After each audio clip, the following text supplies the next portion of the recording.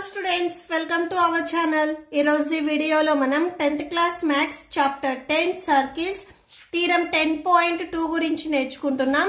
ఈ చాప్టర్ లో ఉన్న all exercises videos, example videos and ఈ చాప్టర్ ఇంట్రడక్షన్ వీడియో ఈ వీడియో లాస్ట్ లో మీకు ప్లేలిస్ట్ డిస్ప్లే అవుతుంది, చెక్ చేసుకోవచ్చు. సో థీరం 10.2 స్టేట్మెంట్ చూడండి. The lengths of tangents drawn from an external point to a circle are equal. So ఈ circle కి external point ఏదైతే P ఉందో ఈ P అనే పాయింట్ నుంచి సర్కిల్ మీదకి ఏవైతే మనం లైన్స్ డ్రా చేసామో వీటిని మనము టాంజెంట్స్ అంటాము. సో అవుట్ సైడ్ 1 పాయింట్ నుంచి సర్కిల్ మీదకి మనకి టోటల్ గా 2 టాంజెంట్స్ వస్తాయి. ఈ 2 టాంజెంట్స్ అనేవి మనకి ఈక్వల్ అని చెప్తున్నారు. ఓకే, సో దీనికి ప్రూఫ్ చూద్దాము.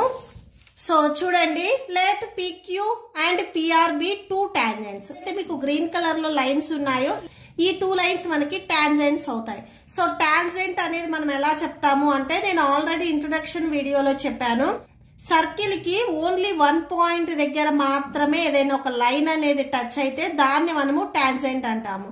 2 పాయింట్స్ దగ్గర టచ్ అయితే మనము సెకండ్ అంటాము. ఓన్లీ 1 పాయింట్ దగ్గర టచ్ అయితే మనము టాంజెంట్ అంటాము. ఇక్కడ మనకి ఈ Q and P only 1 point దగ్గర మాత్రమే ఈ లైన్స్ టచ్ అయ్యాయి కాబట్టి PQ అండ్ PR వచ్చరికి మనకి టాంజెంట్స్ అవుతాయి. నెక్స్ట్ టు ప్రూవ్, మనం ఏం ప్రూవ్ చేయాలి, ఈ 2 టాంజెంట్స్ అనేవి ఈక్వల్ అని చెప్పాలి. ఈ టాంజెంట్స్ నేమ్ ఇక్కడ ఏమున్నాయి, PQ అండ్ PR కదా. So PQ equal to PR, ఇవి రెండు మనం ఈక్వల్ అని ప్రూవ్ చేయాలి. దీనికి మనము ఒక కన్స్ట్రక్షన్ డ్రా చేసుకుంటున్నాము. First OQ, OR and PO ఈ ఏవైతే మనకి పాయింట్స్ ఉన్నాయో వీటిని మనము జాయిన్ చేసుకుంటున్నాము. ఓకే, ప్రూఫ్ చూడండి. Proof by theorem 10.1. సో ఈ థీరం కి బిఫోర్ థీరం లో మీరు ఆల్రెడీ నేర్చుకున్నారు. సో థీరం 10.1 ఒకసారి మీరు స్టేట్మెంట్ చూడండి. The tangent at any point of a circle is perpendicular to the radius through the point of contact. ఇక్కడ ఒక సర్కిల్ తీసుకున్నట్లయితే ఈ లైన్ అనేది సర్కిల్ ని ఎక్కడైతే టచ్ చేసిందో ఆ పాయింట్ ని మనము పాయింట్ ఆఫ్ కాంటాక్ట్ అంటాము.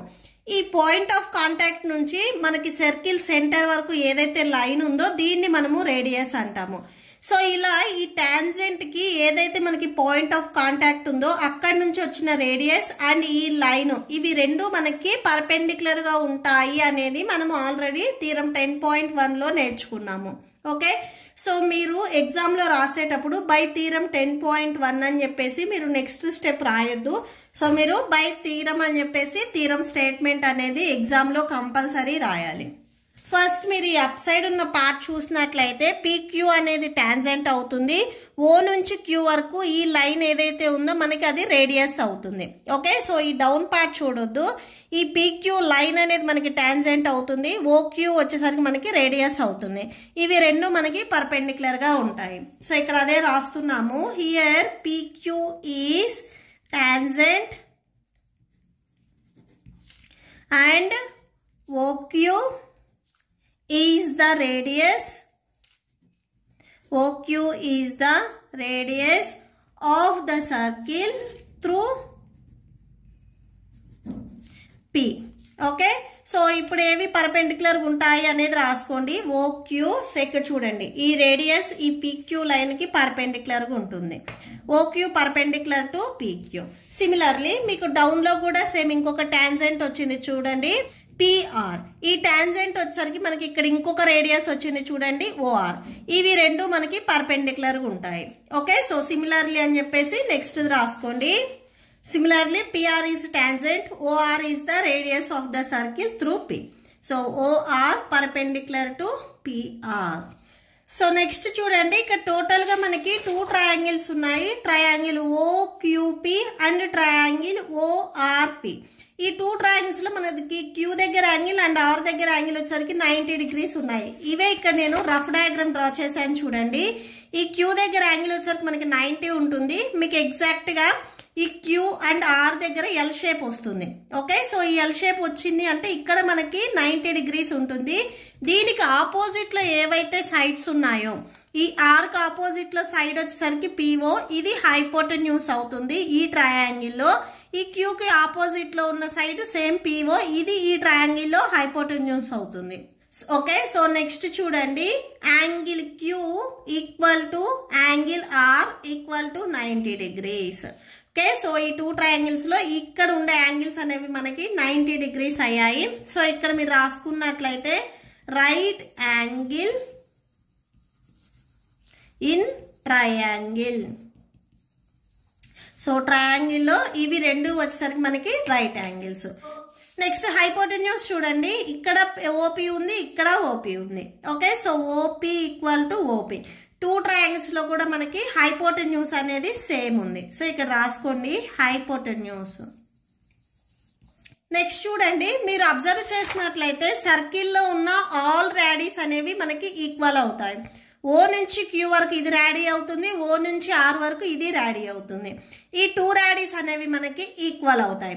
సో ఈ మీకు ఏదైతే అప్ సైడ్ ట్రయాంగిల్ ఉందో దీంట్లో మనకి రేడీ ఓ క్యూ, అండ్ ఈ డౌన్ సైడ్ ఉన్న ట్రయాంగిల్లో ఇక్కడ రేడీ వచ్చేసరికి ఓఆర్. ఈ 2 రేడీస్ అనేవి మనకి ఈక్వల్ అవుతాయి. ఓకే, సో ఇక్కడ రాసుకోండి ఓక్యూ ఈక్వల్ టు ఓఆర్. ఇవి ఎలా ఈక్వల్ అయ్యాయి అంటే same ready. Okay, so same ready. మీరు ట్రయాంగిల్ నుంచి అబ్జర్వ్ చేసినట్లయితే సైడ్. ఓకే, సో ఇక్కడ నెక్స్ట్ చూడండి, by RHS congruence rule. So RHS congruence rule నుంచి చూడండి, ఒక రైట్ యాంగిల్, ఒక హైపోటెన్యూస్ అండ్ 1 సైడ్ ఇవి మొత్తం ఈక్వల్ అయినాయి అంటే ఈ 2 ట్రయాంగిల్స్ ఏవైతే ఉన్నాయో ఇవి కాంగ్రిగెన్స్ అవుతాయి.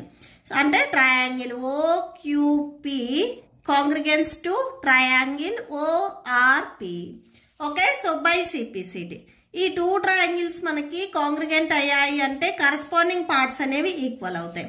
ఇక్కడ మీరు అబ్జర్వ్ చేసినట్లయితే పీక్యూ అండ్ పిఆర్ వచ్చరికి మనకి కరస్పాండింగ్ పార్ట్స్ అవుతాయి.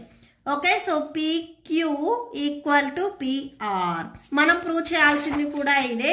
ఈ పీక్యూ అండ్ పిఆర్ టాంజెంట్స్ ఇవి ఈక్వల్ అని చెప్పాలి. సో ఇక్కడ మీరు అబ్జర్వ్ చేసినట్లయితే ఈ 2 టాంజెంట్స్ మనకి ఈక్వల్ వచ్చాయి.